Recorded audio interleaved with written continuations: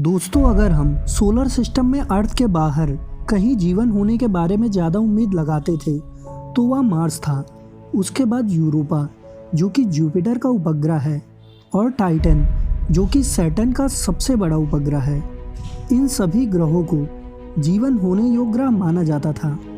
यहाँ जीवन होने का कारण यह देखकर बताया जाता है कि यहाँ का एटमॉस्फेयर ठंडा है, जिससे आइसी कंपाउंड इन ग्रहों पर मौजूद है, और इसी आइस की वजह से पानी होने के भी चांस हैं, जो कि जीवन को अस्तित्व में लाने की सबसे पहली बड़ी वजह होती है।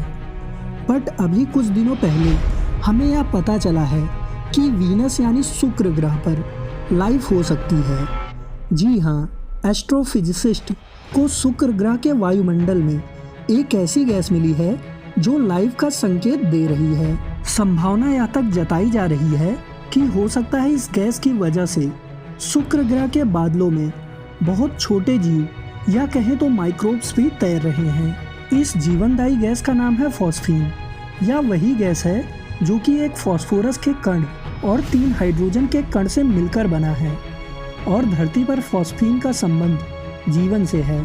ये वही गैस है जो पेंगुइन जैसे जानवरों के पेट में पाए जाने वाले सूक्ष्म जीवों के द्वारा मिलता है, और ये गैस दलदल जैसी कम ऑक्सीजन वाली जगहों पर भी पाई जाती है। और इस गैस को कई माइक्रोबैक्टीरिया ऑक्सीजन की अब्सेंस में एक्सक्रीट भी करते हैं। इस फॉस्फीन गैस को कारखाने में भी बनाया जा सकता है, लेकिन सोचने वाली बात यह है कि शुक्र ग्रह पर तो ना तो कारखाने हैं और ना निश्चित रूप से वहाँ कोई पेंगुइन है। तो शुक्र ग्रह पर यह गैस कहाँ से आई, और वो भी ग्रह की सतह से 50 किलोमीटर ऊपर। ब्रिटेन की कार्डिफ यूनिवर्सिटी के प्रोफेसर जेन ग्रीव्स और उनके साथियों का बस यही प्रश्न लोगों को वहाँ पर जीवन होने के लिए बार बार सोचने पर मजबूर कर रहा है।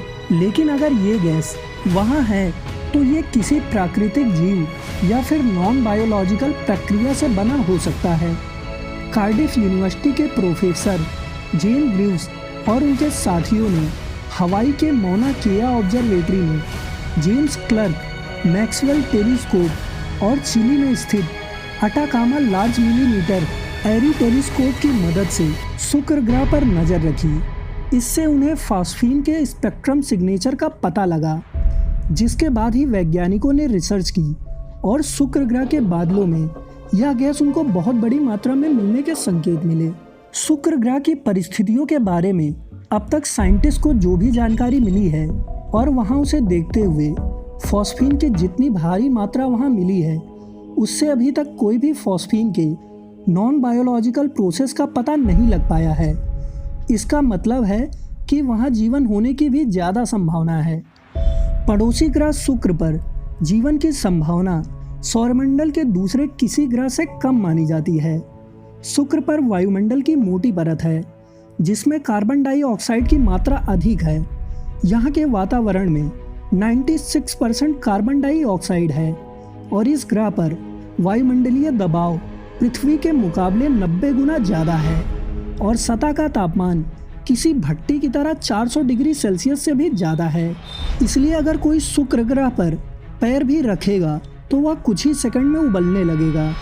इसलिए अगर शुक्र पर जीवन होता भी है तो वो 50 किलोमीटर ऊपर, या कहें तो शुक्र ग्रह के बादलों में ही मिलने की उम्मीद कर सकते हैं।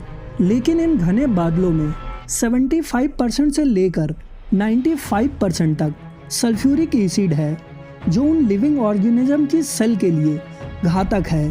तो अगर वहाँ सूक्ष्म जीव होंगे तो उन्होंने सल्फ्यूरिक एसिड से बचने के लिए किसी तरह का कवच भी बना लिया होगा, जो कि लेफ्टॉन से भी मजबूत होगा, और खुद को उसके अंदर एकदम सील कर लिया होगा, और एनवायरनमेंट में मौजूद पार्टिकल्स को अपने कवच के पोर से एब्जॉर्ब करते होंगे, और उसी पोर से एक्सक्रीट भी करते होंगे, सेम कछुओं की तरह। बट उनका कवच पूरी बॉडी में होगा। लेकिन शुक्र ग्रह पर जीवन है या नहीं, इस सवाल का जवाब जानने के लिए वहाँ किसी को भेजना होगा। अमेरिका की अंतरिक्ष एजेंसी नासा के वैज्ञानिकों ने कहा है कि वो 2030 के दशक में एक संभावित अभियान भेजने की योजना पर काम करेंगे, और यह मिशन नासा की ओर से अब तक भेजे गए सबसे सक्षम और सबसे महंगे मिशंस में से एक होगा। इस मामले में एक हाईली एडवांस इक्विपमेंट से बना बलून भेजने पर विचार किया जा रहा है, जो शुक्र के बादलों के बीच से गुजरेगा। ऐसा ही बलून रूस ने 1985 में अपना वेगा बलून भेजा था, जिसको सल्फ्यूरिक एसिड से बचाने के लिए चारों तरफ से टेफ्लॉन से कवर कर दिया गया था। टीम की सदस्य सारा सेगर कहती है, हम वहां बिल्कुल जा सकते हैं और बूंदों को जमा करके उनका अध्ययन कर सकते हैं। इसके साथ ही हम एक हाईली एडवांस्ड माइक्रोस्कोप भी ले जा सकते हैं, जिससे वहां जीवन को देखने की कोशिश भी कर सकते हैं। अगर शुक्र ग्रह के ऊपरी बादलों पर जीवन मिलता है तो इससे हमें कई चीज़ों को समझने में मदद मिलेगी, क्योंकि इसका मतलब हो सकता है कि हमारी आकाशगंगा में कई जगह जीवन हो सकता है। ऐसा हुआ तो शायद हो सकता है कि जीवन के लिए पृथ्वी जैसा ग्रह होना जरूरी नहीं है, बल्कि वो हमारी आकाशगंगा में शुक्र जैसे बेहद गर्म ग्रहों पर भी पाया जा सकता है। तो दोस्तों, आपका क्या कहना है? क्या सच में शुक्र ग्रह पर जीवन मिल सकता है? कमेंट करके ज़रूर बताएं। और अगर वीडियो पसंद आई है तो लाइक और शेयर ज़रूर करें। और अगर अभी तक आपने हमारे चैनल को सब्सक्राइब नहीं किया है तो सब्सक्राइब ज़रूर कर लें।